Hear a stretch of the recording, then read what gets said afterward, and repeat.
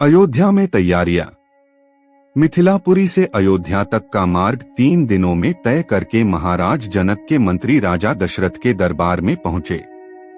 रत्नष्टित सिंहासन पर विराजमान महाराज दशरथ का सादर अभिवादन करने के पश्चात मिथिला के मंत्री ने कहा, हे राजन, मिथिला नरेश ने आपका कुशल समाचार पूछा है और महर्षि विश्वामित्र की आज्ञा से उन्होंने आपके पास यह संदेश भेजा है कि समस्त संसार को ज्ञात है कि मिथिला के राजा जनक की पुत्री सीता अत्यंत रूपवती, लावण्यमयी एवं समस्त सद्गुणों से संपन्न है। राजा जनक ने अपने यहाँ एक यज्ञ किया था। उसमें उन्होंने यह प्रतिज्ञा की थी कि जो कोई भी भगवान शंकर के विख्यात धनुष पिनाक पर प्रत्यंचा चढ़ा देगा, उसके साथ वे राजकुमारी सीता का विवाह कर देंगे। उस यज्ञ में महामुनि विश्वामित्र राम और लक्ष्मण दोनों राजकुमारों के साथ जनकपुरी पधारे। राम ने धनुष पर प्रत्यंचा ही नहीं चढ़ा दी, बल्कि उस धनुष के 2 टुकड़े भी कर दिए। इस प्रकार उन्होंने अपने अद्वितीय पराक्रम से सीता को प्राप्त कर लिया है।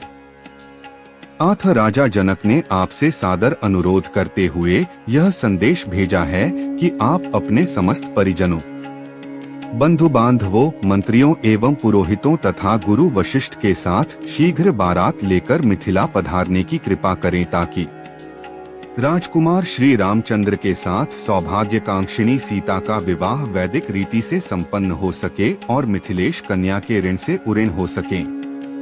इस शुभ संदेश को सुनकर महाराज दशरथ अत्यंत प्रसन्न हुए।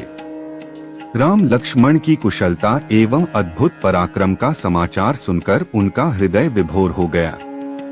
वे मंत्रियों से बोले, मंत्रिवर, हमारा हृदय राम और लक्ष्मण से मिलने के लिए बहुत व्याकुल हो रहा है, इसलिए आप शीघ्र ही परिजनों एवं दरबार के सभासदों के साथ जनकपुरी चलने की व्यवस्था कीजिए।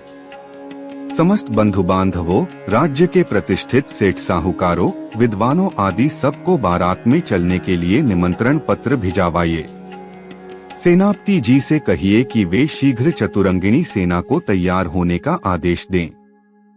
यदि संभव हो तो ऐसी व्यवस्था कीजिए कि हम सब लोग कल ही प्रस्थान कर सकें, क्योंकि हमारे समधी मिथिला नरेश ने हमसे बहुत शीघ्र मिथिलापुरी पहुंचने का आग्रह किया है। साथ ही परम पूज्य राजगुरु वशिष्ठ जी, वामदेव, जाबाली, कश्यप, मार्कंडेय, महर्षि कात्यायन आदि ऋषि मुनियों से भी यह प्रार्थना करें कि वे कल प्रातःकाल ही हम लोगों के चलने से पहले ही जनकपुरी के लिए प्रस्थान कर जाएं। इस बीच में हम तीनों महारानियों को यह शुभ समाचार देने के लिए जाते हैं। इतना कहकर राजा दशरथ ने मंत्रियों को आदेश दिया कि वे मिथिला से आए हुए अतिथियों का उचित सत्कार करें और उनके खान पान, ठहरने आदि का समुचित प्रबंध करें।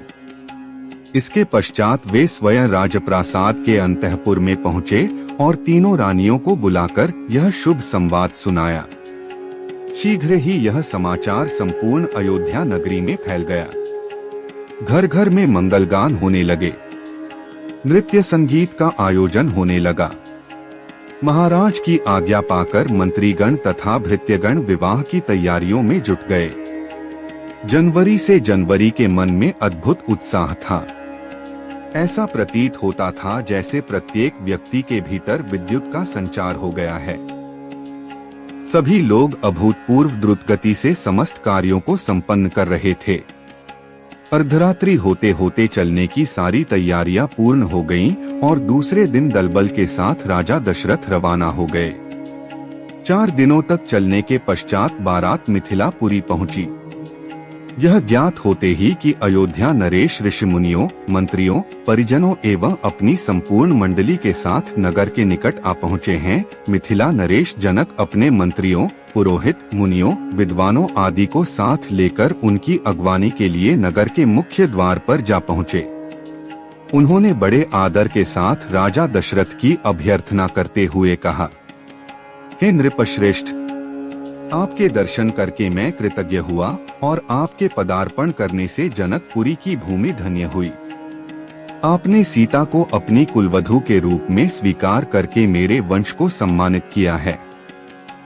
यह मेरा अहोभाग्य है कि आज मिथिलापुरी में महर्षि वशिष्ठ, वामदेव, मार्कंडेय एवं कात्यायन जैसे परम तपस्वी महात्माओं के चरण पड़े हैं। मैं नहीं समझ पा रहा हूँ कि इस असाधारण सम्मान को पाकर किस प्रकार अपने भाग्य की सराहना करूँ।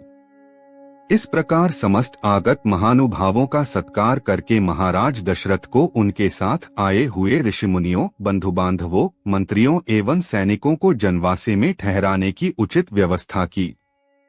जनवासे में राजा दशरथ बहुत देर तक मुनि विश्वामित्र और अपने दोनों पुत्रों के साथ बैठे हुए उनके कृत्यों और पराक्रम का विवरण सुनते रहे। इस विवरण को सुनकर कभी वे आनंद से रोमांचित हो जाते, कभी आश्चर्य से दांतों तले उंगली दबाने लगते और कभी प्रशंसा से अपने राजकुमारों की पीठ थपथपाने लगते। बातचीत करने के पश्चात भोजनादि से निवृत्त होकर वे विश्राम करने चले गए।